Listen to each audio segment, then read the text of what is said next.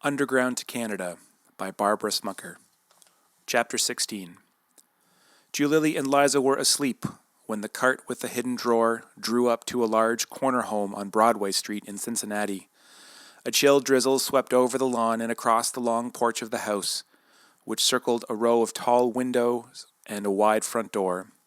It wasn't very light outside, but it was morning, and the leaves on the two spreading oak trees near the cart were shining green. A sudden opening of the drawer brought chill and rain over the sleeping girls. They woke at once and crawled stiffly onto the street. Julily held on to Liza, who found it hard to walk. The driver guided them to the door. He knocked 3 times and called softly, "A friend with friends." The door opened at once.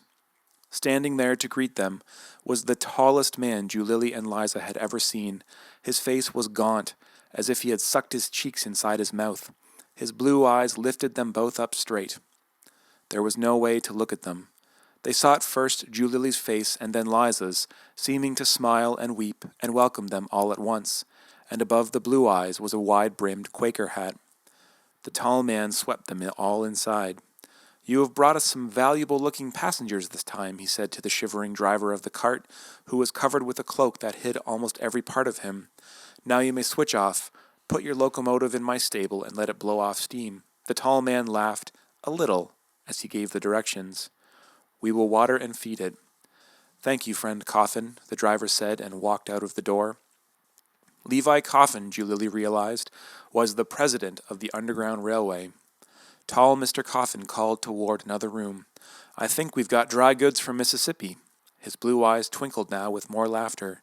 A hearty woman's voice answered, "Well, bring the 2 packages from Mississippi into the dining room."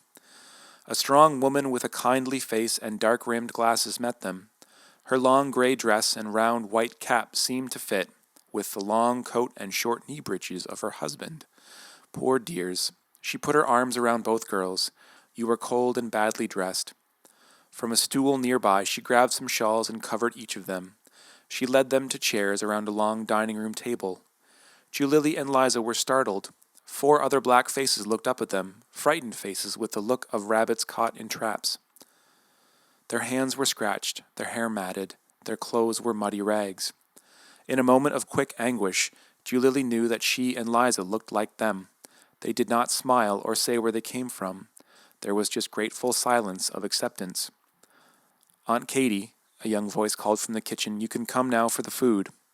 Julily and Liza ate quickly. There was a warm porridge in a bowl and hot coffee in a white china cup for each of them. Julily slid both hands around the smooth, warm vessel. It thawed the aching cold from all her fingers and made them seem less rough and bruised. As soon as the meal was finished, Aunt Katie and the girl from the kitchen whisked every dish from the table and pushed all the chairs and benches back against the wall. "This is done in case the slave hunters come. There is no need for them to become suspicious over a pile of dirty dishes." Aunt Katie smiled, then motioned for Julily and Liza to follow her. The other slaves were sent with the kitchen girl. Levi Coffin and the carriage driver could be heard entering the front door, but they weren't alone. A rough-voiced man was entering with them. Julily's heart jumped. He sounded like the sheriff from Jeb and Ella Brown's house.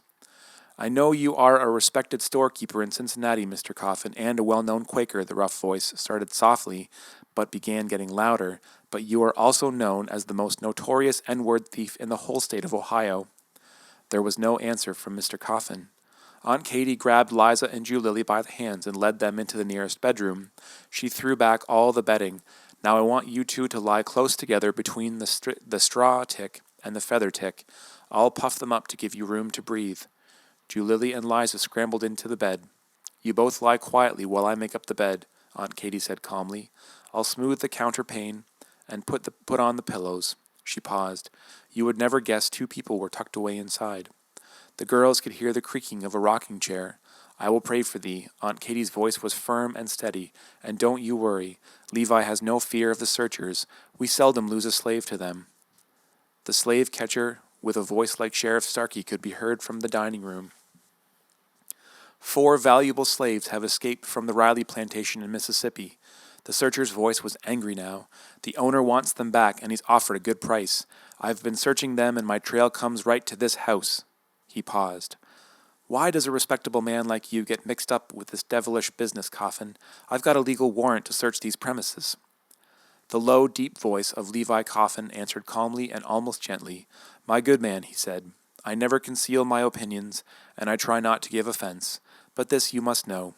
At all times I obey the commands of the Bible and the dictates of humanity in feeding the hungry, and clothing the naked, and aiding the oppressed. And the good book mentions no distinction of color in doing these deeds." Julilly could hear each word. She listened carefully. Mr. Coffin was saying that the Bible didn't care about the color of people. If they needed clothes and food, you gave it to them.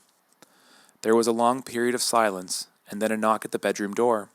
The kindly voice of Levi Coffin was formal as he pushed the door open and said, "Sheriff, this is where my wife reads and sews in the early morning hours." "Catherine, Sheriff Donnelly seems determined to search our house." Julilly held her breath. She felt that if she moved even a finger, the sheriff might see. What if Liza coughed? Her skin felt damp and cold. "Good morning, Sheriff. It's too bad you must be out in such stormy weather. Perhaps I should come to the kitchen and warm you some coffee." Aunt Katy spoke sweetly. The sheriff sounded embarrassed. He stuttered, "It wasn't my intention to disturb a lady in her bedroom." The two men left the room, closing the door behind them. Their voices became a mumble. Aunt Katy's rocker ceased squeaking. Julilly and Liza barely breathed. They were waiting for the large front door to open and close. When it did, and before Aunt Katy could turn over the coverlets back from the bed, Levi Coffin entered the bedroom again. He was breathless, and his calmness was noticeably shaken. "The sheriff has gone, Catherine, but I feel certain he will be back soon with more men for a thorough search of our house. I think it is best that we dress all the slaves warmly and put them on the noon freight train for Cleveland. You are right, Levi." Aunt Katy's voice was no longer sweet, but hearty and practical once more. Her husband hastened down the hallway to warn the other slaves. "You may come out now, girls." Aunt Katy whisked the coverlets to the bottom of the bed. "The boys' clothes are a good disguise, but they didn't fool me." The girls scrambled from the bed, tangling their feet in the soft, clean-smelling blankets. "I know you have had a good scare," she said, "and so have I." She walked to a nearby window and pulled the curtains apart. "This dark gray day is on our side. Levi is right. We must get you both into Canada as quickly as possible." Julilly and Liza stood quietly together in the center of their neat, homey room. They felt like two leaves blown in from the rough winds of the field and forests. They were frightened and bewildered. Would the Lord keep protecting them from the slave hunters that followed them everywhere? How would they ever manage without all these brave people who kept helping them? Where was Levi Coffin sending them? Would the Underground Railway this time be a real train? Would they ever get to Canada? "We keep moving." Julilly broke the silence among them. "We keep being lifted up and put on board. Massa Ross started it way back there in Mississippi." "Bless you, my children." Aunt Katy's eyes were misty with tears. "I wish you could stay longer with me, but there isn't time." She took them to a small room with basins of hot water, bars of soap, and thick white towels. She instructed them to wash and to put all their dirty clothes into a basket. "The sewing circle of our Quaker meeting makes a large supply of clothes for all of you who stop at the Coffin Depot." Aunt Katy laughed. New clothes for Julilly and Liza were taken from a closet. "I think we'll keep you dressed as boys, since the everlasting slave hunters are looking for two girls. I'll give you each a heavy sweater. You'll need them for the coming winter." Julilly held the new clothes in her hands. The sweaters were knitted with warm yarn. They were the color of the blue wisteria that hung lush and fragrant over Massa Riley's summer house in Mississippi. The yarn felt springy and was not worn smooth. She could hardly believe that when she was clean, she was going to wear this beautiful sweater. Liza grinned. "In such fine feathers, Lester and Adam will think we as Queen Victoria herself when we step on to the land of Canada." Liza gave Julilly a radiant smile. Julilly stared at her. Where was the old Liza?